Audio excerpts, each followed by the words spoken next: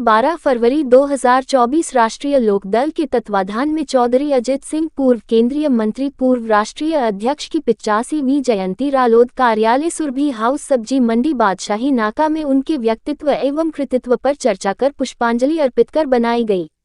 वक्ताओं ने अपने संबोधन में बताया कि चौधरी अजित सिंह जी चाहते थे कि पूर्व प्रधानमंत्री चौधरी चरण सिंह जी को भारत रत्न से सम्मानित किया जाए। NDA सरकार द्वारा भारत रत्न दिए जाने पर सभी ने केंद्र सरकार को बधाई दी।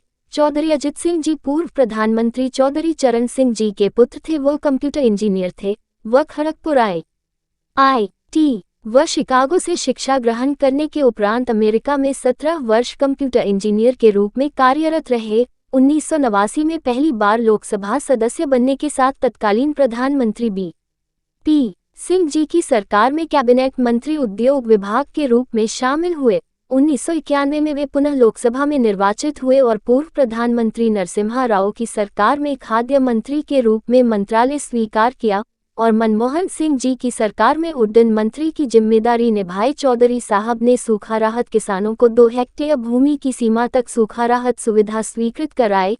राष्ट्रीय गौ पशुधन आयोग का गठन किया। 23 दिसंबर 2001 को चौधरी चरण सिंह राष्ट्रीय डेयरी योजना की शुरुआत कराई।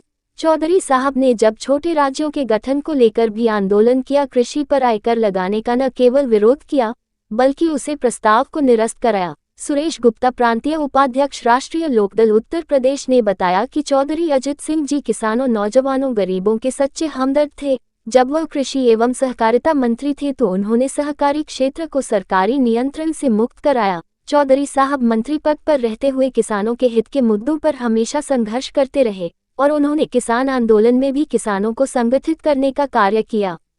मोहम्मद उस्मान महानगर अध्यक्ष राष्ट्रीय लोकदल ने कहा कि चौधरी अजित सिंह ने हमेशा कौमी एकता पर बल दिया और उन्होंने अनेक शहरों कस्बों में कौमी एकता सम्मेलन का आयोजन किया। तत्पश्चात 24 मार्च 2005 को कौमी एकता का मसौदा लोकसभा में प्रस्तुत किया। कार्यक्रम में सर्वश्री सुरेश गुप्ता, मोहम्मद उस्मान, नरेंद्र यादव, विजय शंकर लाल, विनोद यादव, एडवोकेट अरविंद सिंह, राजेंद्र प्रसाद यादव, नीरज सिंह चंदेल एडवोकेट सहित तमाम कार्यकर्ता मौजूद थे। ये कि 85वीं जन्मदिन का हम लोग कार्यक्रम कर रहे हैं राष्ट्रीय लोकदल के कार्यालय में। हम लोग ये प्रयास करते हैं कि जो चौधरी साहब चरण सिंह जी के बताए हुए रास्ते हैं, चौधरी अजीत सिंह के बताए हुए रास्ते हैं, ये नेता ऐसे नेता थे कभी भी इनके ऊपर कोई भी आर्थिक बेईमानी का आरोप नहीं लगा। किसानों के लिए, मजदूरों के लिए, कामगारों के लिए, महिलाओं के लिए हमेशा निरंतर काम करते रहे और चौधरी साहब ने तो बहुत काम किए। अजीत सिंह जी ने किसानों के ऊपर इनकम टैक्स लगने की बात आई थी और वो मिनिस्ट्री में थे। उन्होंने मिनिस्ट्री में रहते हुए उस जो किसानों पर लगने जा रहा था आयकर, वह नहीं लगने दिया। ये सबसे बड़ा काम किया चौधरी अजीत सिंह जी ने। आज आप लोग किस तरह यहाँ क्या कर रहे हैं? आज हम लोगों ने सुबह हवन किया, उसके बाद यहाँ पर हम पुष्पांजलि की और चर्चा पर चर्चा, उनके व्यक्तित्व एवं कृतित्व पर चर्चा की जी। आज हम लोग केंद्र सरकार को धन्यवाद देना चाहते हैं कि केंद्र सरकार ने चौधरी चरण सिंह को जो भारत रत्न दिया उसके लिए बहुत बहुत धन्यवाद, बहुत बहुत साधुवाद केंद्र सरकार को।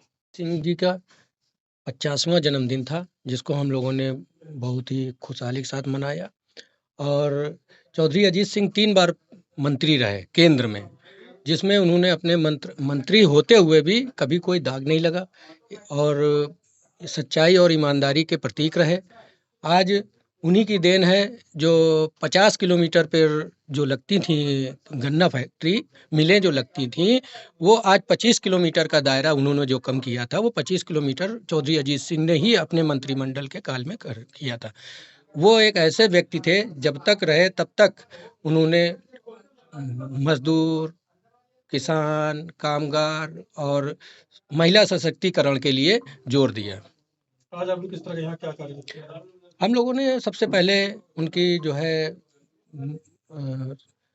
माल्यार्पण किया और फिर जो है उनके व्यक्तित्व पर चर्चाएं की और इसी तरीके से हर साल हम लोग मनाते हैं, जो कि आज भी हम लोगों ने उसी तरीके से मनाया। हमारा राष्ट्रीय लोकदल परिवार एकजुट परिवार है और हर टाइम इसी एकजुटता के साथ हर साल मनाता है।